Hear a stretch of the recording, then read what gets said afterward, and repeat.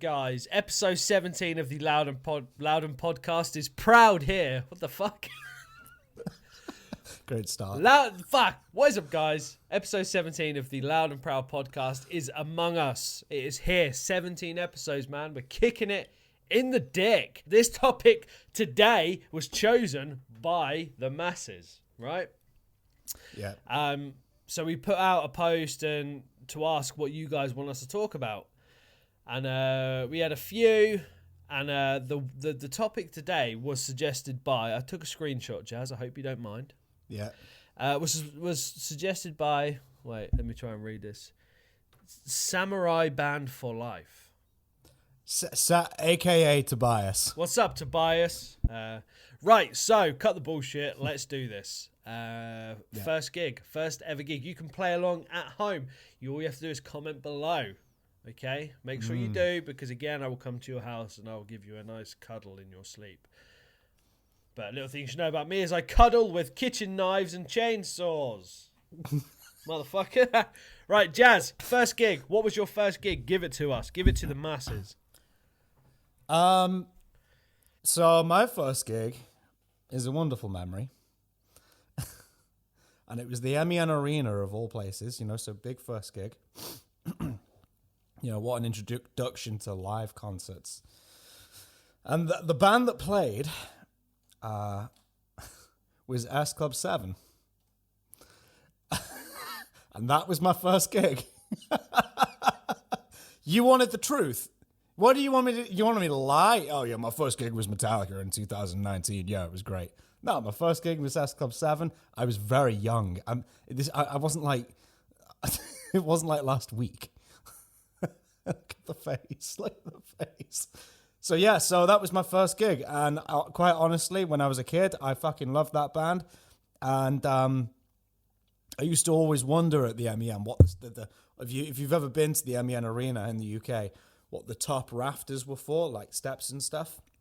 I thought you said it was S Club 7, not steps. No. But like this big rafter thing came down and like they all got on it, this big platform, and they went round it. And yeah, that was my first concert. You asked, I'm not going to lie to you. Like as much as, I don't know, it's really weird. It's very, very hypocritical of me. As much as I feel like, what the fuck? When I was like 7 years old, I listened to S Club 7. When I was at school, that was the whole thing. You'd listen to it because that was just the thing. That was the opiate of the masses for kids as far as music goes. That's because they had like the TV show. I don't know if you remember, but you get in from school and it was S Club LA or something like that, which was like a show with them in it. And yeah, that's what you did at like 7 years of age. You listened to S Club 7. Everybody listened to S Club on their CDs. But I'm sorry, but whatever your band is, I've blown it out the water. I'm sorry. You reckon? So for me, I mean, as far because I've got a terrible memory. I kind of got to gigs quite late in my life because, I started listening to Metallica at a young age.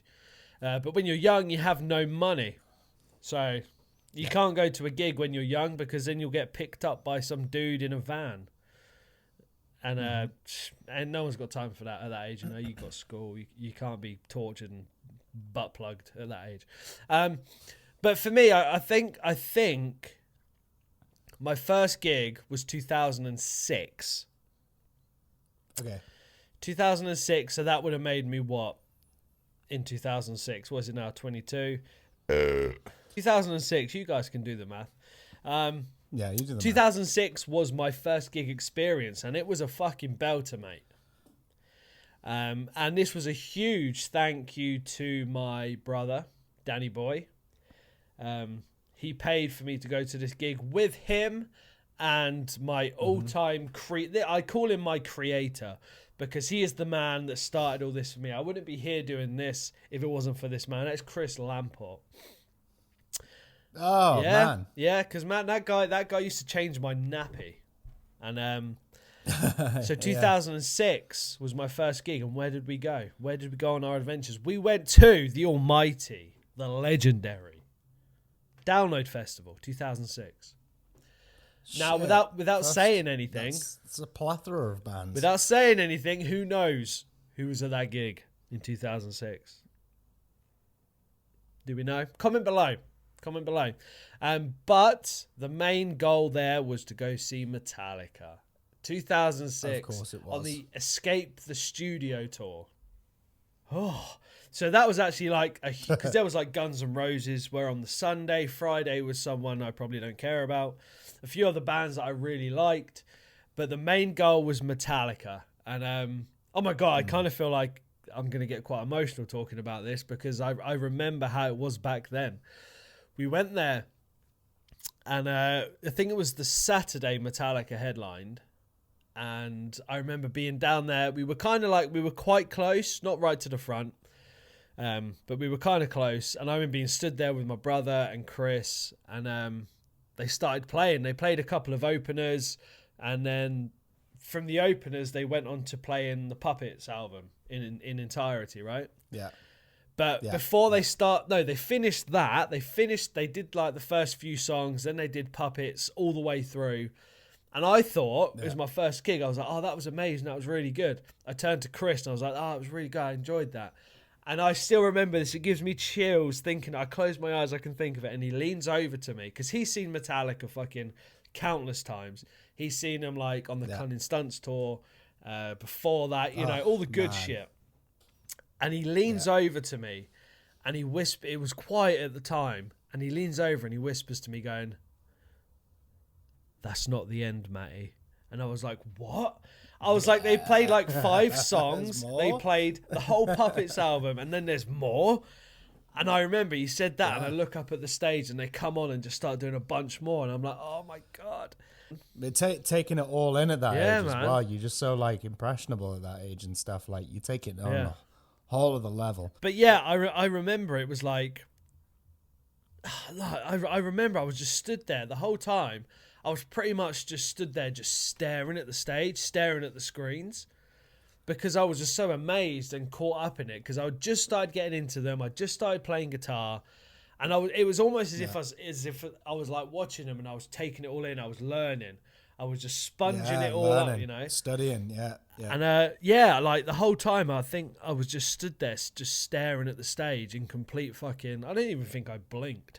So yeah, you've done well there. That, I guess that does beat my S Club 7, you know. But it's funny though, because then after that there was a very quiet period. Like I didn't go to live gigs after that. That was only just like through like parents and, well, not parents because I don't have them, but like guardians and friends and stuff like that who you go along with to see. It wasn't me like bugging my nan going, "Can we please go?" So I went with another family.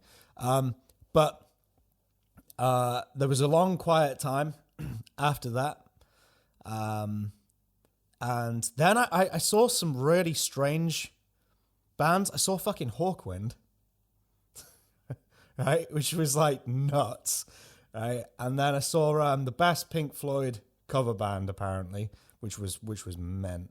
But it wasn't actual bands for a while. And then I guess the next one after that, again, is just like, like the metal stuff didn't come until much later on. I was so late to it. The next one after that was the Star Wars John Williams Orchestra, right? Again, I didn't ask to go to that. I am a Star Wars fan, of course, but like I didn't ask. I just went along because it was something that was happening. Somebody was going to it. Yeah, so I guess the first one of my favorite gigs, of course, we talked about this in an earlier podcast, I think. First heavy metal gig was Black Label Society. Oh yeah, child. Oh, and here he comes, helter skelter running through my veins. Satan's coming on his way. There you go. This is what happens when jazz drinks. There's a little taste of what it sounded like. Anyway, so we went, and first time hearing, well, what a pure experience as well, because they were like on Marshalls, you know, like no Axe effects and all that stuff back then. It was just like raw amps coming at you. It was in the Academy in Manchester, I think. And Like, what a band to witness as your first heavy metal act, like a close, intimate thing as well. Yeah. And it was on the Order of the Black tour.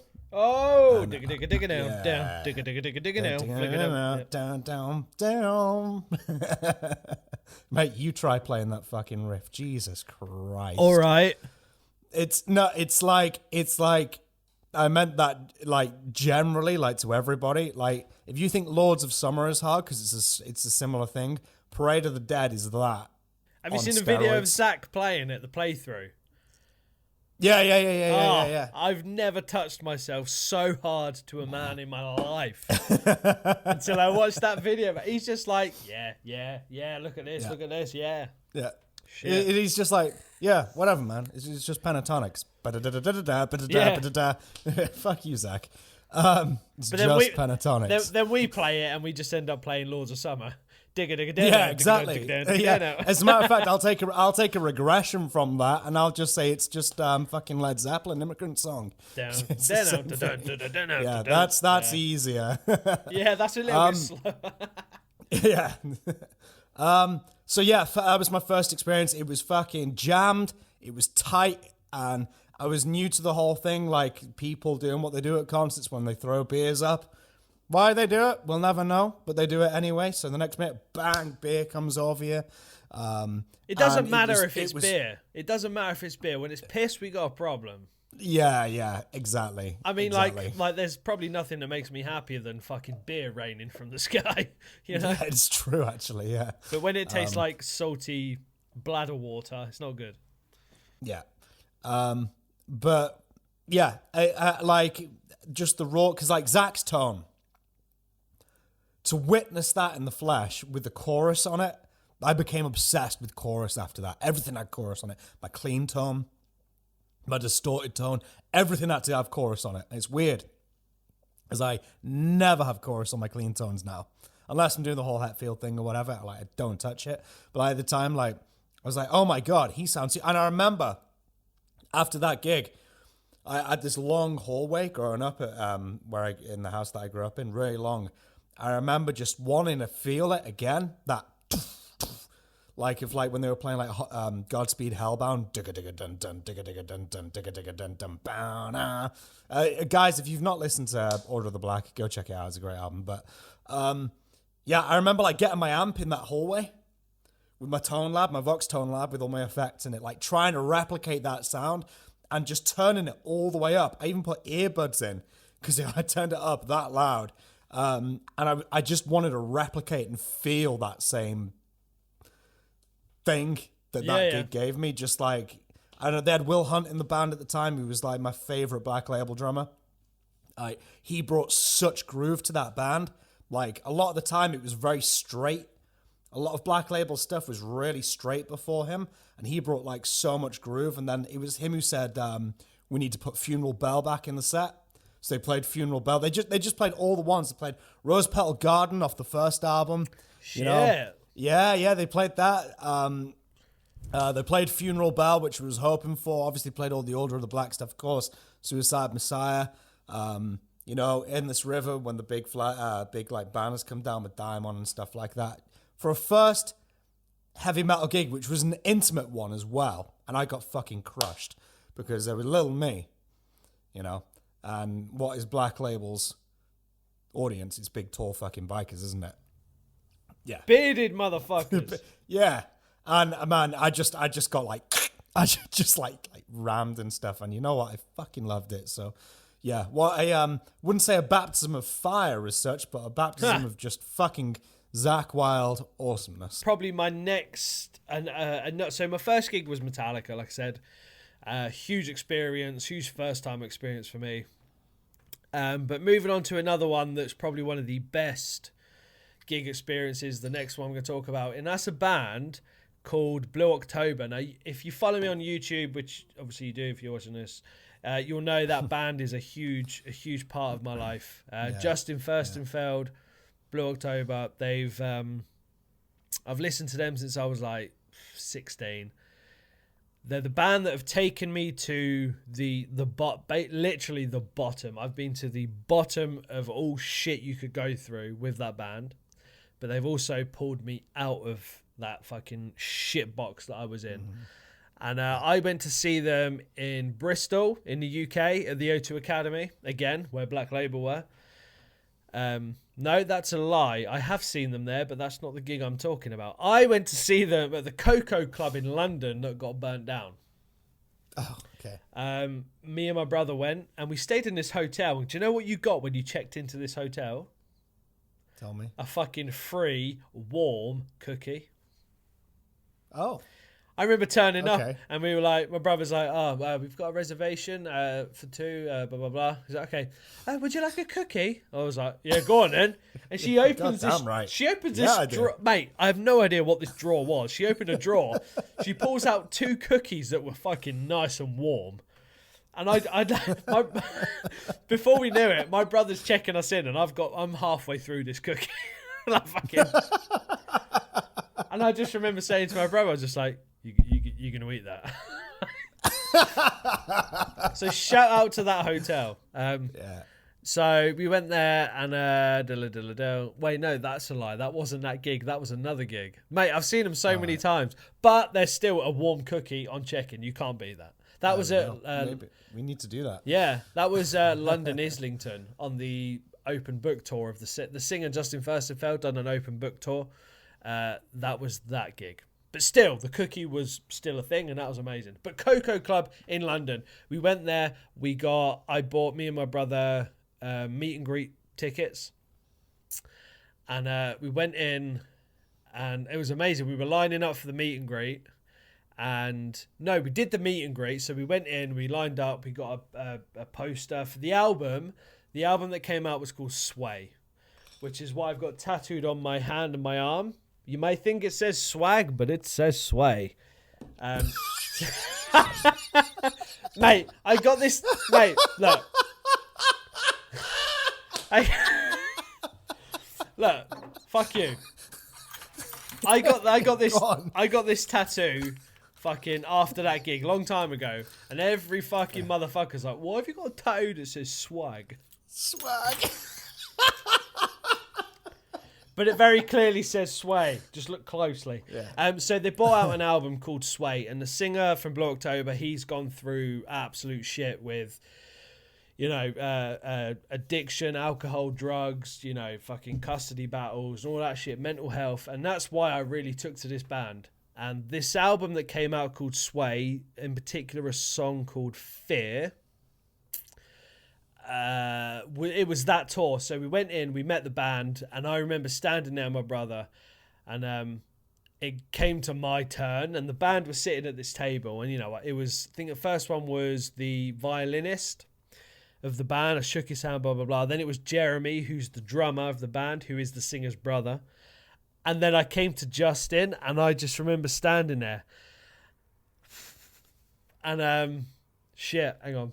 Fuck. No, I'm not going to go there. I remember standing in front of him, and I've listened to this guy for years, and I had some of the worst times of my life listening to that music. It was there at that time, and they brought this album out, which, really fucking helped me, and I'll go on to that. And I just remember standing in front of him, and he was sat there. He had like this denim jacket on. He had a hat on. He just got a fresh tattoo on his hand as well, which I remember. And I just stood in front of him, and I looked at him, and I just said, thank you. And that's all I could say. And then I said, I said to him, can I have a hug? And he stands up and he leans over the table, and he gave me he doesn't know me. I'm like a complete stranger. Yeah. But the hug that he gave me was like, it was weird. It was very comforting, and just like, he got it. He knew. Yeah. And it was very emotional for me. I was just like, thank you. So I couldn't stop saying thank you, because Yeah. do you know what I mean? And it was really emotional, and then when he hugged me, it was just like shit. Then I moved to the rest of the band, and we saw that gig, and that gig was just fucking. At the time, as I said, I was in a very bad place with a lot of things, and that was the gig, that was the album, that was the band that, fuck me, do you know what? If it wasn't for that gig and that band, if it wasn't for that album, which is why I got it tattooed on me, I would not be sat here now telling the story to all of you. Shit, man, what a fucking, oh God. I didn't cry. Haha, boom. So that's for me when we're off camera. Yes, I'm holding it back. But yeah, Blue October, Cocoa Club, London, me and my brother, a huge turning point in my life. Boom! Jazz, you're up. Get it. Okay, so if we're going off of like the dark time stuff, so this is kind of like 2 gigs blended into one in a way. 2 bitches, 1 Johnny. And I've got like a secondary one, which is very quick at the end of that. But this one band. So we went to Slam Dunk in 2019. 2019, yeah. And there was a band that all my friends were into that I hadn't heard yet called Wage War. And they're an American band, and they're just like a heavy, sort of like metalcore-ish. I don't know. They're a two vocalist band. So and I love 2 vocalist bands. Alice in Chains. Yeah. I Prevail. Times of Grace. Yeah. Anything, Killswitch Engage for that matter. 2 vocalist bands are like my faves. And so this band playing, I thought I'd best start listening. So we listened to them a little bit before we saw them at Slam Dunk. And then Both My Valentine were headlining that festival. So that was like a moment for me because that was the first time I'd seen them. They put on a hell of a show. But Wage War, I remember watching them and thinking, fuck me. Like, you guys are awesome. Like, the guitar player plays a Jim Root Jazz Master and a Strat, Jim Root Strat as well. So there was like automatic brownie points there with me. And I don't know, there was just something about it. So I started like investigating that band. Got into the album Deadweight. Absolutely monster of a album if you want like a heavy metal record album, like drops and stuff like that on it. Like Deadweight is fucking awesome. And then I really got into that band, and I hit the back end of that year, I hit quite like a lost period where like not everything was like going okay in my life. My bills were paid. I had a relationship for that matter. The current one I'm in today for that matter. It wasn't like a horrible bleak time in terms of like the typical stuff you go through, I guess, like, which is like, fuck man, I got no money and nobody wants to entertain me. Do you know what I mean? Like, the idea of me, do you know what I mean? Well, I knew as that rolled off the tongue, that didn't sound good, but like entertain the idea of me, let alone fucking talk to me, that sort of thing. Loneliness. Why would nobody entertain me? No, why would nobody entertain me? I'm talking about loneliness, like straight up. Do you know what I mean? It wasn't that stuff. You know what I mean? I had friends, and my job paid, I guess. But I was lost. I wasn't playing guitar. This is 2019. Wasn't playing guitar, and the only time I did it would just be like on a weekend with a drink and the Strymons going into the front of the Laney, and it's just reverby stuff, chill down, and then you're too drunk to get anything done. Not playing properly. My playing was just degrading, and I'd never been as far away from music than I'd ever been at that point. My life was consumed by a job. And yeah, I just felt so lost. I was like, music is missing from my life at this point. I'm not playing and I'm miserable. I'm not doing what I'm supposed to be doing. And right the way through that, Wage War was the band I was listening to. And like every night going home from work, we drive through like the Welsh countryside to get home, and I just like blast Wage War, like blasting through those lanes and stuff, like going home and stuff. And I don't know, it just got me through that period. So we ended up going and seeing them in January, just before Slipknot, actually. Like I had Wage War one week and Slipknot the next week. It was nuts. Yeah, and Behemoth. Oh, fuck. What a fucking good week. What a That great was, time like, to be alive, man. I know, yeah. Things started. We were on the up at that point, right? I was gonna say, what the fuck are you moaning about? Why are you so? Why can't Yeah, you just man. be happy?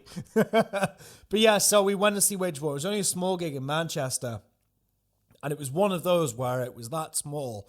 In order to like see your fleet, just had to break up, like the people that you've gone with. Now, me at a gig, I'm not happy unless I'm basically on stage with the band. Right? I have to be like as close as I can get. I don't know. It's just part of the experience for me. And we're my friends and all that. We all broke up, and I managed to get right to the front. And it was one of those where the stage was pretty level, and you could, for instance, if you wanted to, you could like reach on over and like, I don't know, like turn the guitar players, turn some stuff off and on his pedals and stuff. We were that close. And they played all the songs. Like if you want to know like some good songs, listen to like Gravity. That's a good one. Johnny Cash that I just covered on my channel. That's like sad as fuck. The two vocalists singing off each other, like Cody, the guitar player, singing all the clean stuff. Then the singer Britain comes in, and he's like screaming the choruses. And Gravity in particular, that song, it just like, go read the lyrics. I don't need to explain it to you. But that was a song that pretty much explained how I was feeling at the time. And I had like Britain like literally like screaming in my fucking face. That was cathartic. Man, screaming in my face. It just was. It was just like, at that point, those guys were up there with all the other guys. So like to cut you guys in, like imagine one of your favorite artists, like screaming in your fucking face into the microphone. You're there like vibing, going like, yeah. So they played like all the songs and stuff, had a great old time right up front, you know, practically on stage with them. And then afterwards, me and my good friend Sam, the guitar player from the band Alea, go check those guys out. My friend Sam had just stood talking afterwards, like assessing the gig and, you know, chatting about it and whatnot. And then I looked in the corner of my eye. We both just stopped and looked. I looked back at Sam. I said, "Is that Cody?" And Cody's the guitar player. And Sam was like, "Yeah, that is." And Cody had just come out and just stood. He was just stood there against a wall, just like to come and hang out with everyone. It wasn't like a merch thing or a meet and greet, none of that. He just came out and he just came through and he was just stood there. Fuck me. Went on over to him. I was a bag of nerves, right? So I was just like, I just went, Jim Root Jazz Masters. And he was like, yeah, man, that's what I play. And I was just like, what gauge do you use on the bottom? And he was like, 80. And I was like, yeah, okay, same as Lee Malley. Okay, Tom Searle, got it. And we just chatted. And then I said, would you mind if I got a picture? And he was like, yeah, man, that's fine. So I give Sam my fucking iPhone, right? Sam doesn't know how to work an iPhone, right? So Cody stood there with his arm around me. You go on my Insta, you'll see the pic. Very dark. And he's got his arm around me, right? I got my arm around him. And Sam's like, it's not working. The flash isn't working. It's dark in there. And I'm just stood there with my arm around this guy. And I've been listening to his music for the last couple of months. And it's just like, fuck. And other people obviously want to talk to him. I just got my arm around him and he's got his arm around me. And Sam's like, no. And I was going, Cody, I'm so sorry. I'm so sorry. I just kept apologizing to him. I said, Sam, it's the button in the right-hand corner. Just hit the button. Just hit the button on the phone. And I kept apologizing. Cody was just like, don't worry, man. It's exactly what I'm here for. Don't worry about it. So we got the picture. And again, like I thanked him so much for his music. I said, it's just like been getting me through a fucking nightmare of a time. Never felt so lost. And thank you. Again, what you said, you just can't stop saying thank you. So yeah, I think that was just a nice wrap up to that whole era, because like after that, lockdown happened, so everything got way better. But as you know, at that point, like I changed career paths, started doing this, and here we are. But like after listening to that guy's music for so long and then meeting the guy and being able to personally thank him, just kind of like capped that whole thing off for me. So yeah, that's pretty much up there, along with, I guess, just very quickly now, the honorable mentions. Of course, I've seen Bolt My Valentine twice. Huge bands for me to see, or band to see for me. I've seen Metallica back in 2019. That was an emotional one as well. But I think those two bands would have been the obvious ones for me to go for today. Yeah. Like straight up obvious. And we've talked about those bands a lot. And I've talked about those bands a lot. So yeah, so I guess those have been like my top and first gig experiences. Boom, guys, there you go. If you're wondering why my camera has changed somewhat, because the battery died and I've used another camera, and now that battery's dying. I'm looking at the cunt flashing in front of me right now. Yeah. And whoever invented cameras and batteries, you should be dead, you piece of shit. You. Yeah, fuck you, you sack of fuck. So, guys, there you go. Episode 17 of the Loud and Proud podcast. Our best gig experiences. We've been to loads of gigs, but like Jazz said, there was our first ones and our most memorable ones, our best ones. Comment below what your favorite gig was, your most memorable gig, your first gig, all the good stuff. Comment below and we will chat, discuss it, and we will have a good time. And I think in true fashion of Loud and Proud, because I don't want this battery to die and I have to spend the... Let's go. Let's get it. Rock out, be awesome. Yeah, see ya. Okay, bye. Guys, thank you so much. Follow on Spotify, follow on YouTube. Hope you enjoyed this episode. Watch the playlist. You got 16 other episodes you can watch and enjoy for your pleasure. Drinking beer, stroking your cat, if that's what you do. Guys, as always, I feel really shit rushing this, but the camera's gonna die. We will make it up to you guys. Yes. We promise. We will make it up, but this is unfortunately the way things are rolling today. So thank you so much. We've had a blast. Let us know in the comments real quickly what you want to hear us talk about.